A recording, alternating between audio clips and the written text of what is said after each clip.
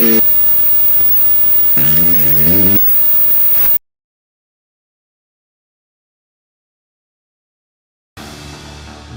à Neuville-de-Poitou, tout près du Futuroscope de Poitiers, pour suivre une compétition internationale atypique qui attire toujours beaucoup de public. Préparez-vous à suivre la Coupe d'Europe des Nations de Motoball.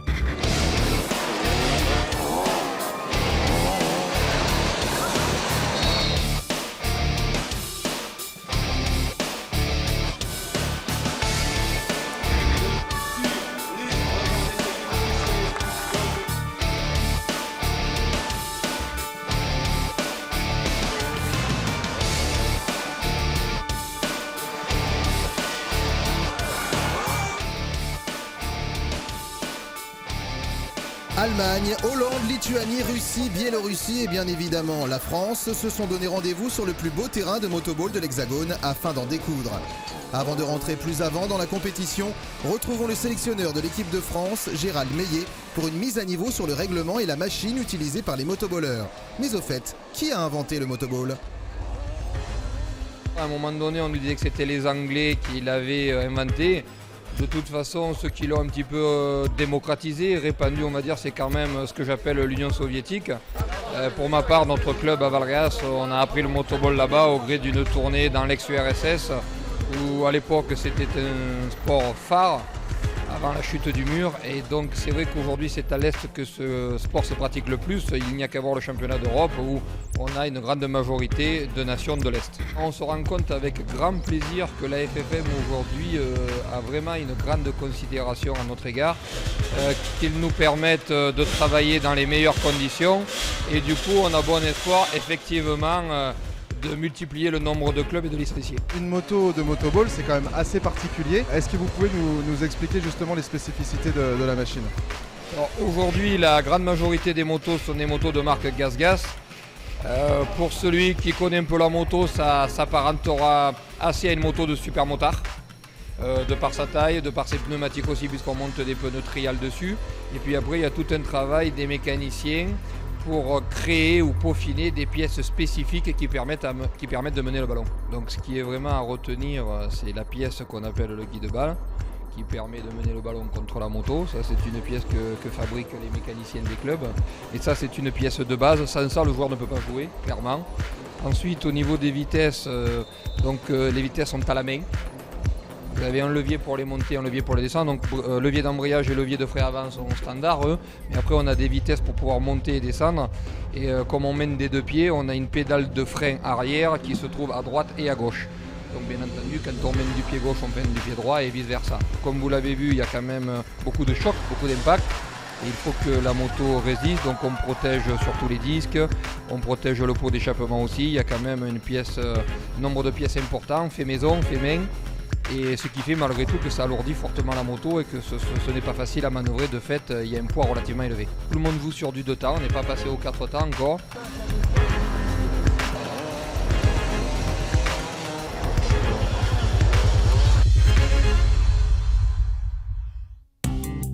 Aujourd'hui, un pilote style Mathieu Voronowski, c'est un pneu tous les 2 matchs. Donc c'est du Michelin haut de gamme là qu'on a monté cette année, ça veut dire 110 ou 120 € le pneu. Donc effectivement multiplié par le nombre de pilotes et par le nombre de journées de compétition, ça génère un budget assez conséquent.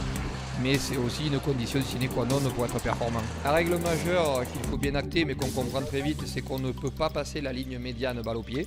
On est obligé de faire une passe ou de faire toucher le ballon à un adversaire ou à sa moto d'ailleurs, mais de façon à couper la vitesse, sinon les garçons arriveraient à 120 km/h en face. Donc ça c'est la règle de base. Ensuite il y a une autre règle majeure, c'est la zone de protection du gardien, de façon à le protéger bien entendu. Il lui est formellement interdit d'en sortir et au joueur d'y pénétrer de façon à protéger son intégrité physique.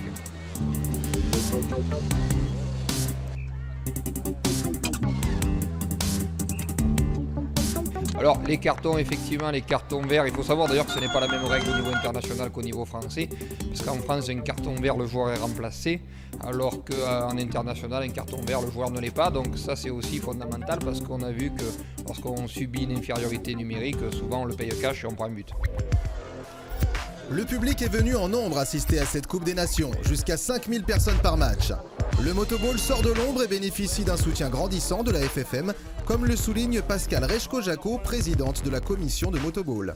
C'est vraiment une réussite, effectivement c'est le plus beau terrain de motoball qu'on a en France et la plus grosse capacité d'organisation aussi. Depuis quelques années on essaie vraiment de faire des gros efforts et en fait la fédération de par Jacques Boll s'engage très fortement auprès de la discipline pour nous aider. Et aujourd'hui, je pense qu'ils ont vu quand même qu'il y avait du public et que le niveau de la compétition était quand même assez costaud. Il y a eu quelques petits bruits de couloir, je crois qu'il y a des petites nouveautés qui s'annoncent dans le monde du motoball, notamment peut-être une moto électrique.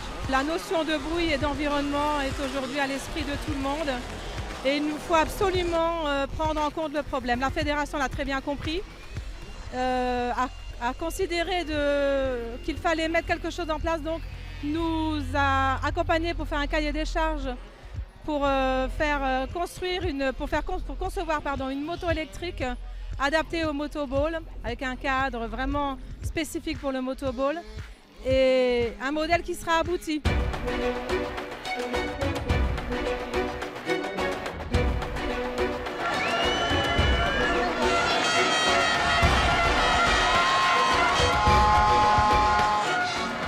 Nous sommes vendredi, mais la compétition fait rage depuis lundi à Neuville-de-Poitou. Après avoir écrasé la Hollande et la Lituanie, l'équipe de France se retrouve en demi-finale face aux Allemands en très grande forme et qui ont eux aussi, tout comme la Russie et la Biélorussie, réalisé un début de semaine exemplaire. La première demi-finale a été remportée par les Russes face aux Biélorusses. Après 4 périodes de 20 minutes, nous saurons qui des Français ou des Allemands se retrouveront face aux tenants du titre en finale. Et dès les premières minutes de jeu, la tension est palpable. Les Français prennent l'ascendant sur les Allemands qui sont poussés à la faute.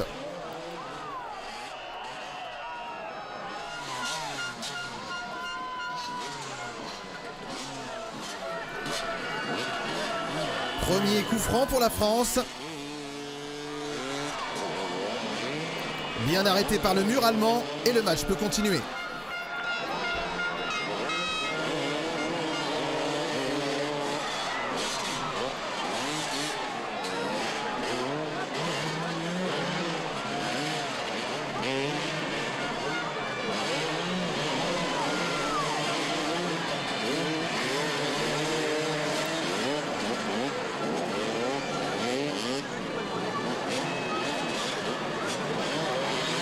Très bonne possession de balle pour l'Allemagne qui met en place un excellent travail d'équipe. Rapidement, les occasions de marquer ne vont pas manquer pour l'Allemagne, mais c'est sans compter sur le talent de Bertrand Delaveau, auteur de quelques magnifiques arrêts.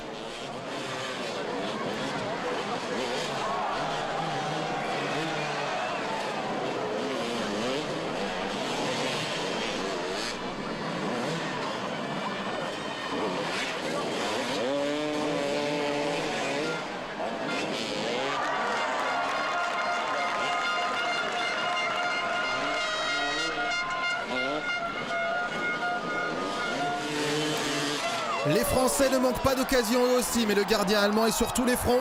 Mathieu Wronowski passe ici près de l'ouverture du score. Très rapide sur les remises en jeu, les Allemands parviennent à surprendre les Français. Les coups francs vont s'enchaîner, mais toujours pas de but.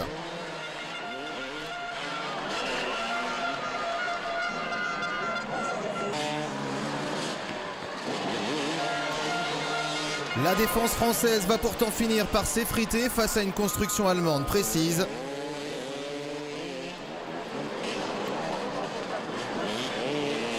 Et c'est à la 8e minute que les Allemands ouvrent le score.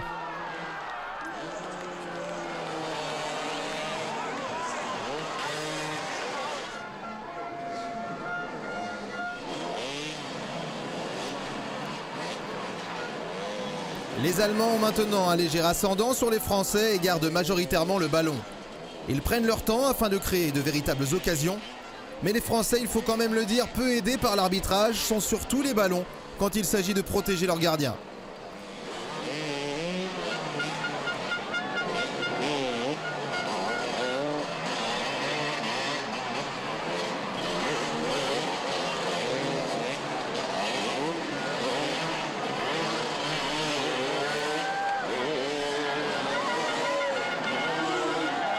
Et malgré tout, les Allemands passent le plus clair de leur temps près du but français et il va devenir difficile pour Bertrand Delaveau d'arrêter tous les ballons.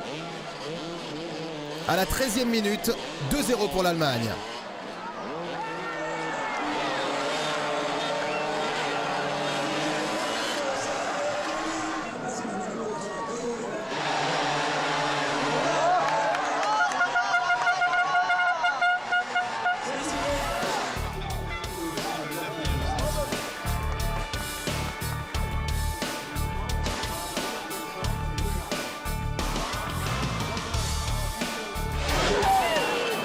Alors que le soleil descend, la deuxième période débute et le match est toujours aussi viril. On sent quelques moments d'énervement pour les Français alors que côté allemand on se construit ses occasions, ce qui donne du boulot à Bertrand Delaveau, auteur de superbes arrêts.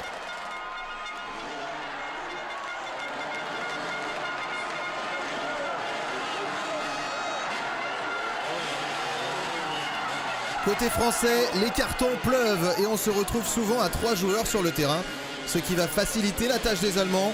Pour autant, les Frenchies ne lâchent rien, se créent des occasions et se donnent à fond pour être sur tous les ballons, soutenus par un public très chaleureux.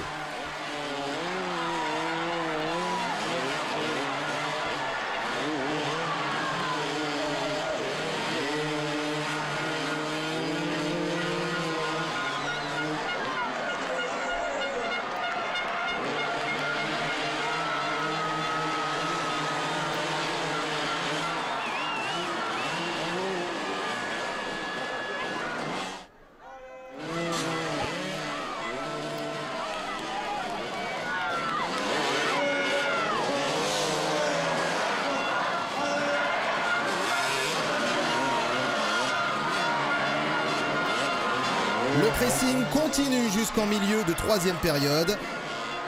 La France va alors subir une faute caractérisée dans la surface. Le pénalty est accordé, ce qui permet aux Français de revenir au score.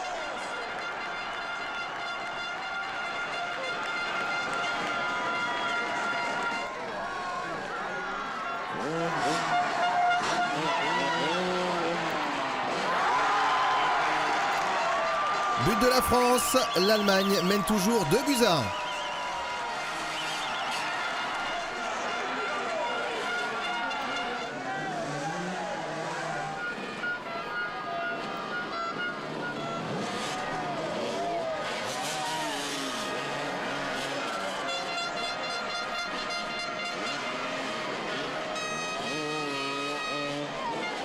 Un tir au-dessus de la transversale, puis un dernier coup franc seront les ultimes occasions d'égaliser pour les Français. Mais le gardien allemand reste infaillible.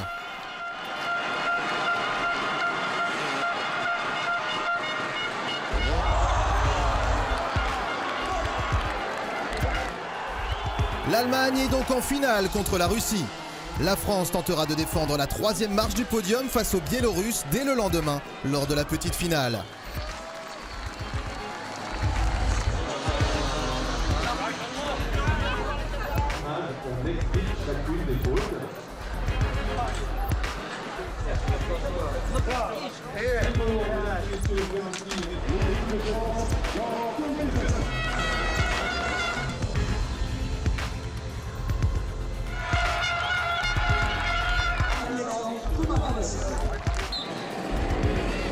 Et c'est parti pour 4 périodes de 20 minutes sous une forte chaleur. Les Biélorusses se montrent entreprenants dès le début du match. Mais les Français vont développer une belle stratégie et s'offrent quelques belles occasions face à des Biélorusses collés au ballon.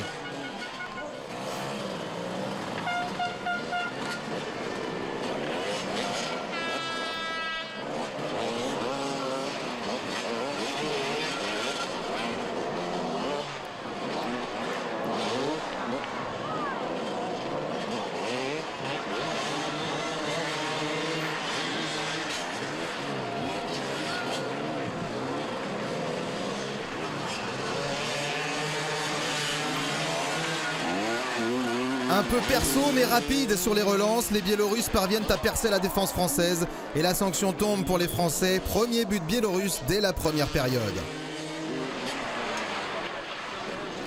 Les Français ne veulent pas laisser échapper la 3e marche du podium et se donnent à fond. Il faut ruser pour infiltrer la défense biélorusse. Mais Loïc Morelli, idéalement placé, va marquer grâce à la passe de Davis Bardellotto. La France égalise à la 10e minute.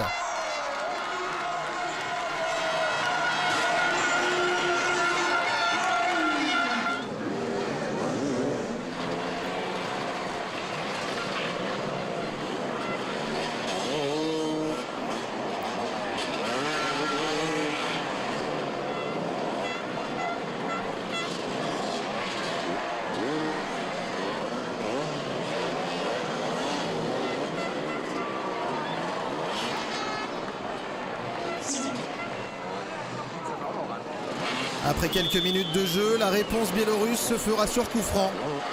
2-1.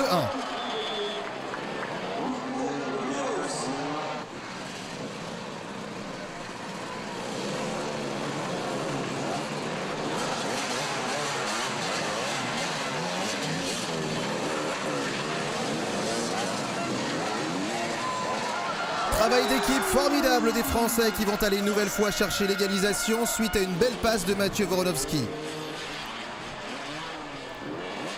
Le chrono tourne, il y a 2 buts partout et le jeu commence à se muscler.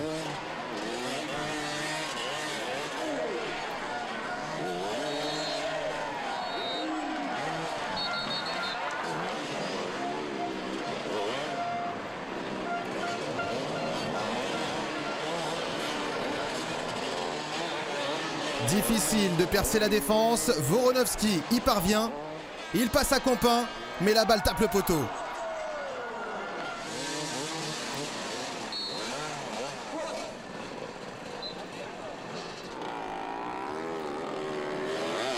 Quelques minutes plus tard, Voronovski est devant le but biélorusse, il cherche une ouverture durant de longues secondes. Et puis son duo avec Compin fonctionne à merveille une nouvelle fois.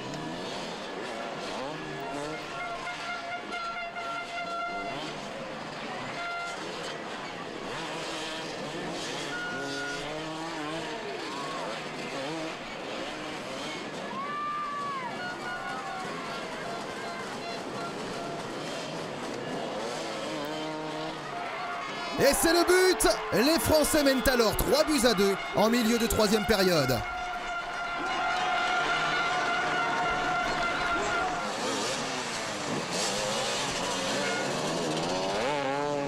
Les Biélorusses ne vont pas se laisser faire comme ça et sortent le grand jeu. Seul, balle au pied, 2 joueurs biélorusses vont infliger une punition aux Français. La fin du match approche et le score est de 4-3 en faveur de la Biélorussie.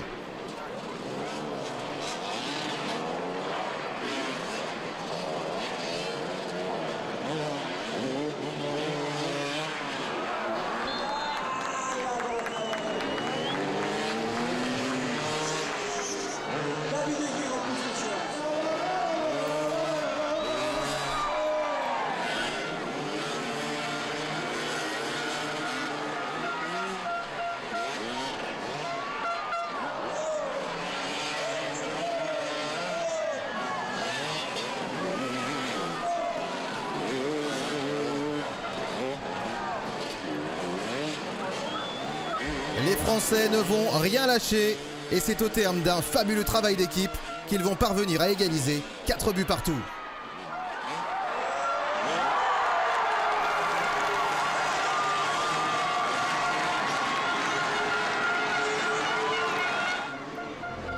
La 4e période se termine et laisse place à 2 fois 10 minutes de prolongation. Le score restera inchangé. La 3e marche du podium de ce trophée européen des nations se joue donc au tir au but. Ça commence assez mal pour la France, mais le gardien français va montrer toute l'étendue de son talent.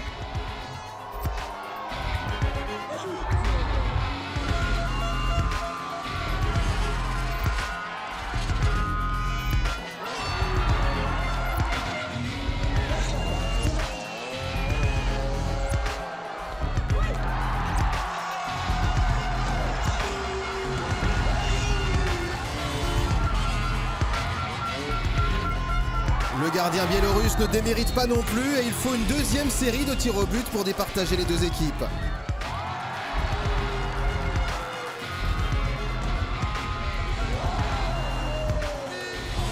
Et au final, les quelques tirs manqués des Français vont coûter cher et la Biélorussie monte sur le podium. La France devra se contenter de la 4e position.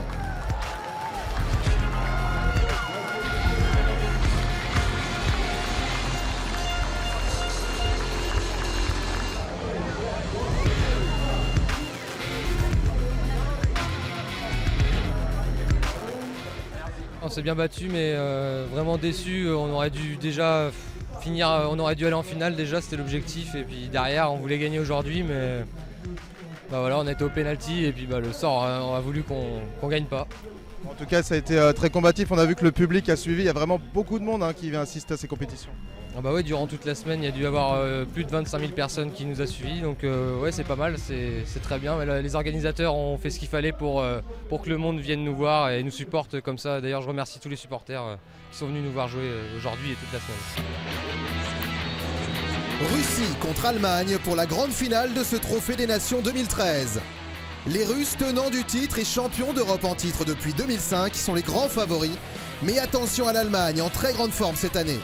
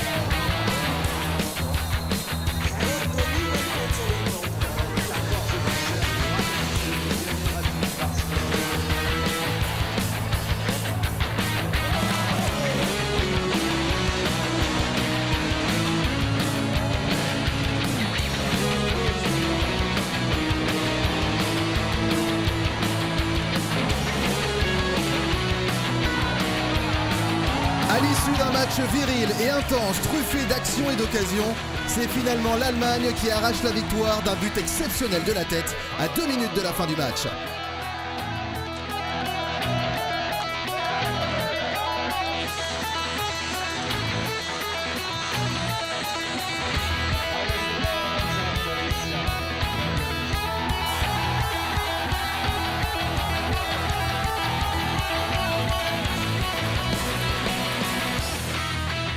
Un grand bravo au Motoclub de Neuville pour la belle organisation de ce Trophée des Nations 2013 et à toutes les équipes de motoball européennes qui ont offert un superbe spectacle au public venu en nombre.